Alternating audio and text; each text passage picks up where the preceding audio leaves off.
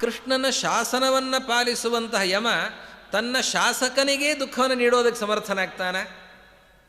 ಕೃಷ್ಣನಿಗೆ ದುಃಖ ಇಲ್ಲ, ಅವನು ಯಮಶಾಸಕನಾದದ್ದರಿಂದ. ಎಷ್ಟು ಸೊಗಸಾದ ಯುಕ್ತಿ ನೋಡಿ. ಯಮಶಾಸಕನಾದಂತಹ ಕೃಷ್ಣನಿಗೆ ದುಃಖ ಎಲ್ಲಿದೆ ಬರಲಿಕ್ಕೆ ಸಾಧ್ಯ? ಹೀಗಾಗಿ ಅವನಿಗೆ ದುಃಖ ಇಲ್ಲ, ಅವನಿಗೆ ಜನ್ಮ ಇಲ್ಲ, ಅವನಿಗೆ ದುಃಖ ಇಲ್ಲ. ಇದನ್ನೆಲ್ಲ ಒಪ್ಪಿಬಿಡಬಹುದು. ಅವನಿಗೆ ಜನ್ಮ ಇಲ್ಲ, ಅವನಿಗೆ ದುಃಖ ಇಲ್ಲ, ಅವನಿಗೆ ಅಜ್ಞಾನ ಇಲ್ಲ, ಅವನಿಗೆ ರೋಗ ಇಲ್ಲ, ಅವನಿಗೆ ಮುದಿತನ ಇಲ್ಲ, ಅವನಿಗೆ ಮರಣ ಇಲ್ಲ. ಆದರೆ ಕೃಷ್ಣನಿಗೆ ಇನ್ನೊಂದು ದೋಷ ಇದೆ. ಅನೇಕರು ಹೇಳುವಂತಹ ದೋಷ ಕೃಷ್ಣನಿಗೆ. ಏನು ದೋಷ? ಕೃಷ್ಣನಲ್ಲಿ ಕಳ್ಳತನ ಅಂತನ್ನುವ ದೋಷ ಇದೆ, ಕೃಷ್ಣನಲ್ಲಿ ಪರಸ್ತ್ರೀ ಸಂಘ ಅನ್ನುವ ದೋಷ ಇದೆ. ಕೃಷ್ಣ ಬಾಲಕನಾಗಿ ಮನೆ ಮನೆಗಳಿಗೆ ಹೋಗಿ ಬೆಣ್ಣೆಯನ್ನು ಕದ್ದಿದ್ದಾನೆ, ಹಾಲು ಮೊಸರುಗಳನ್ನು ಕದ್ದಿದ್ದಾನೆ, ಕಳ್ಳತನ ದೋಷ ಇದೆ. ಪರಸ್ತ್ರೀ ಸಂಘ ದೋಷ ಇದೆ ಕೃಷ್ಣನಿಗೆ. ಅವನು ರಾಸಲೀಲೆಯನ್ನು ಆಡಿದ್ದಾನೆ ಎಲ್ಲ ಗೊಲ್ಲತಿಯರ ಜೊತೆಯಲ್ಲಿ. ಗೋಪಕನ್ಯೆಯರ ವಸ್ತ್ರವನ್ನು ಕದ್ದಿದ್ದಾನೆ ಕೃಷ್ಣ. ವಾದಿರಾಜರಂತಾರೆ, ಅದರಿಂದ ಕೃಷ್ಣನಿಗೆ ಪರನಾರಿ ಸಂಗವ ಕೋವಿದರಾದ ಬುಧರು ನುಡಿವಾರೆ. ಸದರವೇ ಈ ಮಾತು ಸರ್ವ ವೇದಂಗಳು ಮುದದಿಂದ ತಾವು ಸ್ತುತಿಸುವವು ಶೋಭಾನೆ. ಕೃಷ್ಣನಿಗೆ ಪರನಾರಿ ಸಂಘ ದೋಷವನ್ನು ಹೇಳ್ತಾರೆ. ಸಜ್ಜನರಿಗೂ ಕೂಡ ದೋಷವನ್ನು ಹೇಳುವಂತಹ ಪೀತಪತ್ರಿಕೆಗಳು ಇವತ್ತಿಗೂ ಇವೆ ಅಲ್ವಾ? ದೋಷ ಇಲ್ಲದೇ ಇದ್ದರೂ ದೋಷಾರೋಪಣೆಯನ್ನು ಮಾಡುವಂಥವರು ಯಾವಾಗಲೂ ಕೂಡ ಇರ್ತಾರೆ. ಇವತ್ತಿಗೂ ಇದ್ದಾರೆ, ಹಿಂದೆಯೂ ಇದ್ದರು, ಮುಂದೆಯೂ ಕೂಡ ಇರ್ತಾರೆ. ಅಲ್ಲ, ಅದು ಸತ್ಯವೂ ಸುಳ್ಳು ಅಂತ ತೀರ್ಮಾನ ಮಾಡೋದು ಹೇಗೆ? ಯಾರಾದರೂ ವಿವೇಕಿಗಳು ಹಾಗೆ ದೋಷವನ್ನು ಹೇಳ್ತಾರೆ? ವಿವೇಕಿಗಳು ಉಳಿದವರಿಗೆ ದೋಷವನ್ನು ಹೇಳೋದಿದೆ. ಲಕ್ಷ್ಮೀದೇವಿಯೇ ಇಲ್ಲಿಯ ತನಕ ಅನೇಕರಿಗೆ ದೋಷವನ್ನು ಹೇಳಿದ್ದಿದೆ. ಆದರೆ ಕೃಷ್ಣನಿಗೆ ಈ ದೋಷವನ್ನು ಹೇಳಲಿಕ್ಕೆ ಸಾಧ್ಯ ಇದೆಯಾ? ಕೃಷ್ಣನಿಗೆ ಹೇಳಲಿಕ್ಕೆ ಸಾಧ್ಯ ಇಲ್ಲ. ಯಾಕೆ ಹೇಳಲಿಕ್ಕೆ ಸಾಧ್ಯ ಇಲ್ಲ? ಅದಕ್ಕೆ ಲಕ್ಷ್ಮೀದೇವಿ ಅಂತಾಳೆ, ನೋಡಿ ನಾನೇನು ಹೇಳೋದು, ಕೃಷ್ಣನಿಗೆ ಸ್ತ್ರೀ ಸಂಘ ದೋಷ ಇಲ್ಲ ಅಂತ ನಾನೇನು ಹೇಳೋದು? ವೇದ ಕೊಂಡಾಡ್ತಾ ಇದೆ, ಅವನನ್ನು ಗಮನಿಸಿ. ವೇದ ಕೊಂಡಾಡ್ತಾ ಇದೆ ಅಂತಂದ ಮೇಲೆ ವೇದ ಯಾರನ್ನು ಯಾಕೆ ಸುಮ್ಮನೆ ಕೊಂಡಾಡತ್ತೆ? ಇಂತಹ ದೋಷ ಇರುವಂತಹ ವ್ಯಕ್ತಿಯನ್ನು, ಪರನಾರಿ ಸಂಘ ಅನ್ನುವ ದೋಷ ಇರುವಂತಹ ವ್ಯಕ್ತಿಯನ್ನು ಅಂತಹ ಅಪೌರುಷೇಯವಾದಂತಹ ವೇದ ಕೊಂಡಾಡಲಿಕ್ಕೆ ಸಾಧ್ಯ ಇದೆಯಾ? ಒಬ್ಬ ಸಜ್ಜನನಾದಂತಹ ವ್ಯಕ್ತಿ, ಒಬ್ಬ ಯೋಗ್ಯನಾದಂತಹ ವ್ಯಕ್ತಿ ಕಂಡವರನ್ನು ಹಾಗೆ ಹೊಗಳ್ತಾನ? ಹೊಗಳೋದಿಲ್ಲ. ಯಾರನ್ನೂ ಹೊಗಳಿದರೆ ಯಾಕೆ ಹೊಗಳ್ತಾರೆ? ಅವರಿಂದ ಏನೋ ಉಪಕಾರ ಇದೆ ಅಂತ ಅನ್ನೋ ದೃಷ್ಟಿಯಿಂದ ಹೊಗಳ್ತಾರೆ. ಇಲ್ಲಿ ಹೊಗಳ್ತಾ ಇರೋದು ವೇದ. ವೇದ ಅಪೌರುಷೇಯ, ಅದನ್ನು ಯಾರೂ ರಚನೆ ಮಾಡಿದವರಿಲ್ಲ. ಇವತ್ತು ನಾವು ಯಾರನ್ನೋ ಮಂತ್ರಿಗಳನ್ನೋ ಮತ್ತೊಬ್ಬರನ್ನೋ ಹೊಗಳ್ತೇವೆ ಅಂದರೆ ಯಾಕೆ ಹೊಗಳ್ತೇವೆ? ಅವರಿಂದ ಕೆಲಸ ಆಗಬೇಕಾಗಿದೆ, ಹೊಗಳುತ್ತೇವೆ. ಅವರಲ್ಲಿ ದೋಷ ಇದ್ದರೂ ಗುಣ ಇದ್ದರೂ ಕೂಡ ನಾವು ಗುಣವನ್ನು ಅದನ್ನೇ ಎತ್ತಿ ಹಿಡಿದು ಇಲ್ಲದೇ ಇರೋ ಗುಣವನ್ನು ಕೂಡ ಆರೋಪ ಮಾಡಿ ದೋಷವನ್ನೆಲ್ಲ ಮರೆಮಾಚಿ ಹೊಗಳುತ್ತೇವೆ. ದೇವರನ್ನು ಹೊಗಳ್ತಾ ಇರೋದು ವೇದ. ವೇದವು ಮುದದಿಂದ ತಾವು ಸ್ತುತಿಸುವವೇ ಅಂತಾರೆ. ವೇದಗಳು ಕೊಂಡಾಡ್ತಾ ಇವೆ. ವೇದಗಳನ್ನು ರಚನೆ ಮಾಡಿದವರು ಯಾರು? ಅವನಿಂದ ಉಪಕಾರ ಆಗಬೇಕಾಗಿದೆ ಅನ್ನುವ ಅಪೇಕ್ಷೆ ಇದ್ದು ಯಾರಾದರೂ ಹೊಗಳ್ತಾ ಇರೋದಾ? ಅಲ್ಲ, ವೇದಗಳೇ ಹೊಗಳ್ತಾ ಇವೆ. ವೇದ ಸುಮ್ಮನೆ ಹಾಗೆ ಹೊಗಳುತ್ತಾ? ಗುಣವನ್ನು ಕಂಡು ತಾನೇ ಹೊಗಳೋದು. ಹೀಗಾಗಿ ಗುಣ ಇರೋದಕ್ಕೆ ವೇದ ಹೊಗಳ್ತಾ ಇದೆ ಹೊರತು ಅವನಲ್ಲಿ ದೋಷ ಇಲ್ಲ. ಪರಸ್ತ್ರೀ ಸಂಘ ದೋಷ ಅವನಲ್ಲಿ ಇಲ್ಲ. 10 ವರ್ಷದ ಕೆಳಗೆ ಮಕ್ಕಳಾಟಿಕೆಯಲ್ಲಿ ಚಿತ್ತ ಸ್ತ್ರೀಯರಿಗೆ ಎರಗುವುದೇ ಅರ್ತಿಯಿಂದರ್ಚಿಸಿದ ಗೋಕುಲದ ಕನ್ಯೆಯರ ಸತ್ಯ ಸಂಕಲ್ಪ ಬೆರೆತಿದ್ದ ಶೋಭಾನೆ. ನೀವೇನೋ ಹೇಳ್ತಾ ಇದ್ದೀರಿ, ಆದರೆ ಕೃಷ್ಣ ಗೊಲ್ಲತಿಯರ ಜೊತೆಯಲ್ಲಿ ರಾಸಲೀಲೆ ಆಡಿದ್ದು ಸತ್ಯ ತಾನೆ. ಅವನು ಕೊಳಲು ನುಡಿಸಿದಾಗ ಎಲ್ಲ ಗೋಪಿಕಾ ಸ್ತ್ರೀಯರು ಕೂಡ ಅವನ ಬಳಿಗೆ ಧಾವಿಸಿ ಬರುತ್ತಾರೆ. ಆವಾಗ ಆ ಗೋಪಿಕಾ ಸ್ತ್ರೀಯರ ಕೈಗಳನ್ನು ಹಿಡಿದುಕೊಂಡು ಅವನು ಆ ಯಮುನೆಯಲ್ಲಿ ವಿಹರಿಸ್ತಾನೆ. ಹಾಗೆ ಸುತ್ತಲೂ ಕೂಡ ಅನೇಕ ರೂಪಗಳನ್ನು ಕೃಷ್ಣ ಸ್ವೀಕರಿಸಿ, ಒಬ್ಬಳು ಗೋಪಿಕಾ ಮತ್ತೆ ಕೃಷ್ಣ, ಮತ್ತೆ ಗೋಪಿಕಾ ಮತ್ತೆ ಕೃಷ್ಣ, ಹೀಗೆ ಎಷ್ಟೆಲ್ಲ ರೂಪಗಳನ್ನು ಸ್ವೀಕರಿಸಿ ಅವನು ಕುಣಿದದ್ದು ಸುಳ್ಳ? ಹೀಗೆ ಅನೇಕ ಗೊಲ್ಲತಿಯರ ಜೊತೆಯಲ್ಲಿ ಹಾಗೆ ಲೀಲೆಯನ್ನು, ರಾಸಲೀಲೆಯನ್ನು ತೋರಿದ ಶ್ರೀಕೃಷ್ಣನಿಗೆ ದೋಷ ಇಲ್ಲ ಅಂತ ಹೇಗೆ ಹೇಳ್ತೀರಿ ನೀವು? ಅಂದರೆ ಅದಕ್ಕೆ ವಾದಿರಾಜರು ಕೇಳ್ತಾರೆ, ಕೃಷ್ಣ ರಾಸಲೀಲೆಯನ್ನು ಆಡಿದ್ದು ಎಷ್ಟನೇ ವಯಸ್ಸಿನಲ್ಲಿ ಹೇಳಿ? ಎಷ್ಟನೇ ವಯಸ್ಸಿನಲ್ಲಿ ಕೃಷ್ಣ ರಾಸಲೀಲೆಯನ್ನು ಆಡಿದ್ದಾನೆ?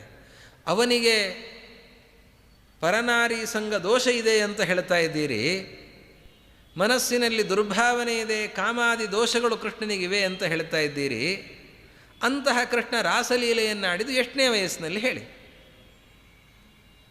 ಅವನು ಕಂಸನನ್ನು ನಿಗ್ರಹ ಮಾಡೋದಕ್ಕಿಂತ ಮೊದಲು ಗೋಕುಲದಲ್ಲಿದ್ದಾಗ ಆವಾಗ ರಾಸಲೀಲೆಯನ್ನು, ವೃಂದಾವನದಲ್ಲಿದ್ದಾಗ ರಾಸಲೀಲೆಯನ್ನು ಆಡಿದ್ದಾನೆ.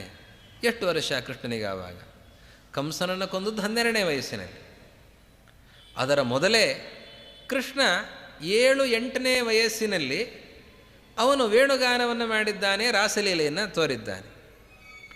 ಈಗ ಹೇಳಿ, 7-8ನೇ ವಯಸ್ಸಿನಲ್ಲಿ 10 ವರ್ಷದ ಕೆಳಗೆ ಮಕ್ಕಳ ಆಟಿಕೆಯಲ್ಲಿ ಚಿತ್ತ, 7-8ನೇ ವಯಸ್ಸಿನಲ್ಲಿ ಮಕ್ಕಳ ಮನೋಭಾವ ಹೇಗಿರುತ್ತದೆ?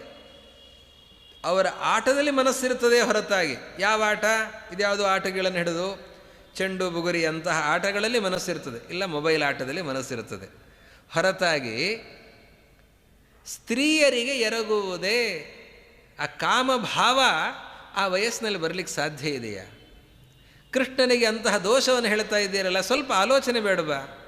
ಕೃಷ್ಣನಿಗೆ ಅಂತಹ ಯಾವ ಭಾವವೂ ಕೂಡ ಇಲ್ಲ, ಶುದ್ಧವಾದ ಮನಸ್ಸು ಕೃಷ್ಣನದ್ದು.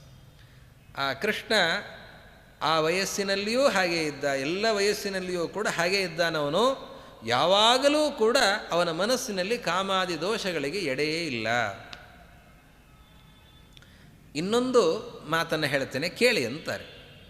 ಕೃಷ್ಣನಿಗೆ ಅಂತಹ ಕಾಮಾದಿ ದೋಷಗಳಿತ್ತು ಅಂತಾದರೆ ಅದರಿಂದ ಯಾವ ರೀತಿಯಾದಂತಹ ಮನೋವಿಕಾರ ಆಗ್ತಾ ಇತ್ತು? ಆದರೆ ಕೃಷ್ಣ ಅವನು ನೋಡಿ, ಅವನಿಗೆ ಯಾವತ್ತಿಗೂ ಕೂಡ ಅಂತಹ ಮನಸ್ಸಿನ ವಿಕಾರವೇ ಇಲ್ಲ ಅಂತ ಹೇಳ್ತಾರೆ. ಯಾಕೆ ಹಾಗೆ ಹೇಳ್ತಾ ಇದ್ದೀರಿ? ಅವನಿಗೆ ಮನಸ್ಸಿನ ವಿಕಾರವೇ ಇಲ್ಲ ಅಂತಾದರೆ ಅವನು ಮದುವೆ ಆಗ್ತಾ ಇದ್ನ? ಎಷ್ಟು ಮದುವೆಗಳನ್ನಾಗಿದ್ದಾನೆ? 16,108 ಜನ ಮಡದಿಯರು ಕೃಷ್ಣನಿಗೆ. ಅಲ್ಲಿ ಹೋದ, ನರಕಾಸುರನನ್ನು ಕೊಂದ, ಅಲ್ಲಿರುವಂಥ 16,100 ಜನರನ್ನು ಕರೆದುಕೊಂಡು ಬಂದ. ಆಮೇಲೆ ರುಕ್ಮಿಣಿಯ ಅಪಹಾರವನ್ನು ಮಾಡಿದ, ಸತ್ಯಭಾಮೆಯನ್ನು ಸತ್ಯರಾಜಿತನೇ ಒಪ್ಪಿಸಿದ. ಜಾಂಬವತಿ, ನೀಲ, ಭದ್ರ, ಮಿತ್ರವಿಂದ, ಕಾಲಿಂದಿ, ಲಕ್ಷಣ, ಎಷ್ಟು ಜನ ಮಡದಿಯರು? 16,108 ಜನ. ಮುಗಿಲಿಲ್ಲ. ಇದರ ಮೊದಲು ಕೃಷ್ಣ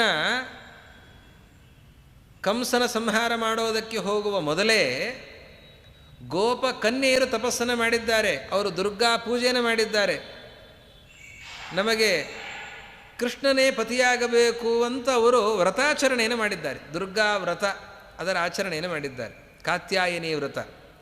ಆ ಕಾತ್ಯಾಯಿನಿ ವ್ರತವನ್ನು ಮಾಡಿದ ಆ ಗೋಪ ಕನ್ಯೆಯರ ಪಾಣಿಗ್ರಹಣವನ್ನು ಕೃಷ್ಣ ಮಾಡುತ್ತಾನೆ.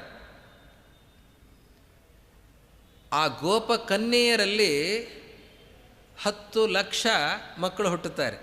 ಅವರೆಲ್ಲರನ್ನೂ ಕೂಡ ಕೃಷ್ಣ ಯುದ್ಧದಲ್ಲಿ ಮಹಾಯುದ್ಧ ಏನು ನಡೀತದೆ ಆವಾಗ ದುರ್ಯೋಧನನಿಗೆ ಕೊಡ್ತಾನೆ. ಅವನು ಬಂದು ಕೇಳ್ತಾನಲ್ಲ ಸಹಾಯ ಮಾಡುವಂಥ, ಆ ಮಕ್ಕಳನ್ನು ಕೊಡ್ತಾನೆ. ಯಾವ ಮಕ್ಕಳನ್ನು? ಗೋಪ ಕನ್ಯೆಯರು. ಮೊದಲು ಕೃಷ್ಣ ಮಥುರಾಪಟ್ಟಣಕ್ಕೆ ಹೋಗುವ ಮೊದಲೇ ವ್ರತವನ್ನು ಮಾಡಿದ್ರಲ್ಲ, ಕಾತ್ಯಾಯಿನಿ ವ್ರತವನ್ನು, ಗೋಪ ಕನ್ಯೆಯರು ಅವರ ಪಾಣಿಗ್ರಹಣವನ್ನು ಮಾಡಿ ಅವರಲ್ಲಿ ಹುಟ್ಟಿದ ಮಕ್ಕಳನ್ನು ಆ 10 ಲಕ್ಷ ಜನ ನಾರಾಯಣಿ ಸೇನಾ ಅಂತ ಕರೀತಾ ಇದ್ದಾರೆ.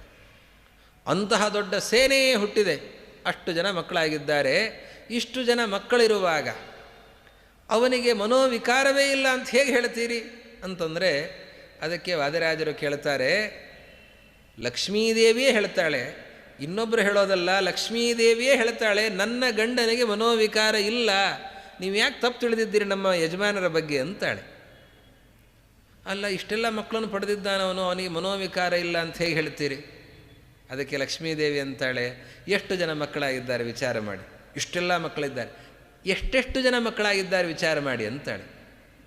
10 ಮತ್ತಾರು ಸಾಸಿರ ಸ್ತ್ರೀಯರಲ್ಲಿ 10 ಕ್ರಮದಿಂದ ಪುತ್ರರ ವೀರ್ಯದಲ್ಲಿ ಸೃಷ್ಟಿಸಿದವರುಂಟೆ ಅರ್ಥೀಯ ಸೃಷ್ಟಿ ಹರಿಗೀದು ಶೋಭಾನೆ. ಲಕ್ಷ್ಮೀದೇವಿ ಅಂತಾಳೆ, ಜಗತ್ತಿನಲ್ಲಿ ಸಂಕಲ್ಪವನ್ನು ಮಾಡಿ ಮಕ್ಕಳನ್ನು ಪಡೆದಂತಹ ಮಹಾನುಭಾವರು ಯಾರಾದರೂ ಇದ್ದಾರೆ ತೋರಿಸಿ. ಇಂತಹ ಸಾಮರ್ಥ್ಯ ಯಾರಿಗಾದರೂ ಇದೆಯಾ?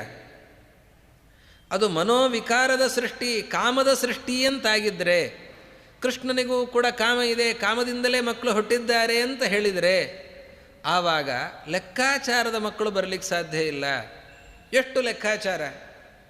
16,108 ಮಡದಿಯರು, ಪ್ರತಿಯೊಬ್ಬರಿಗೂ 10 ಗಂಡು 1 ಹೆಣ್ಣು, ವ್ಯತ್ಯಾಸವೇ ಇಲ್ಲ. ಒಬ್ಬರಿಗೂ ಮತ್ತೊಬ್ಬರಿಗೂ ವ್ಯತ್ಯಾಸ ಇಲ್ಲ, ಪ್ರತಿಯೊಬ್ಬರಿಗೂ ಕೂಡ ಅಷ್ಟೇ. 10 ಗಂಡು 1 ಹೆಣ್ಣು, 10 ಗಂಡು 1 ಹೆಣ್ಣು. ಇದೇ ಕ್ರಮದಿಂದ ಅಷ್ಟೂ ಜನ ಮಡದಿಯರಲ್ಲಿ ಮಕ್ಕಳಾಗಿದ್ದಾರೆ. ಸಾಧ್ಯ ಇದೆಯಾ? ಜಗತ್ತಿನಲ್ಲಿ ಯಾರಿಗಾದರೂ ಸಾಧ್ಯ ಇದೆಯಾ? ಈ ವಿಷಯದಲ್ಲಿ ಪ್ರತಿಯೊಬ್ಬರ ಅಸ್ವಾತಂತ್ರ್ಯ ಅನುಭವಕ್ಕೆ ಬರ್ತದೆ. ಮಕ್ಕಳನ್ನು ಬಯಸ್ತಾ ಇರ್ತಾರೆ, ಮಕ್ಕಳೇ ಆಗಲ್ಲ. ಗಂಡು ಮಕ್ಕಳನ್ನು ಬಯಸ್ತಾ ಇರ್ತಾರೆ, ಹೆಣ್ಣೇ ಹುಟ್ಟುತ್ತಾ ಇರ್ತದೆ. ಹೆಣ್ಣನ್ನು ಬಯಸ್ತಾ ಇರ್ತಾರೆ, ಗಂಡೇ ಹುಟ್ಟುತ್ತಾ ಇರ್ತದೆ. ಮಕ್ಕಳು ಬೇಡ ಅಂದವ್ರಿಗೆ ಮಕ್ಕಳಾಗ್ತಾರೆ, ಮಕ್ಕಳು ಬೇಕು ಅಂತಂದವ್ರಿಗೆ ಮಕ್ಕಳಾಗಲ್ಲ. ಇದು ಜಗತ್ತಿನಲ್ಲಿ ನಾವು ನೋಡ್ತಾ ಇದ್ದೇವೆ.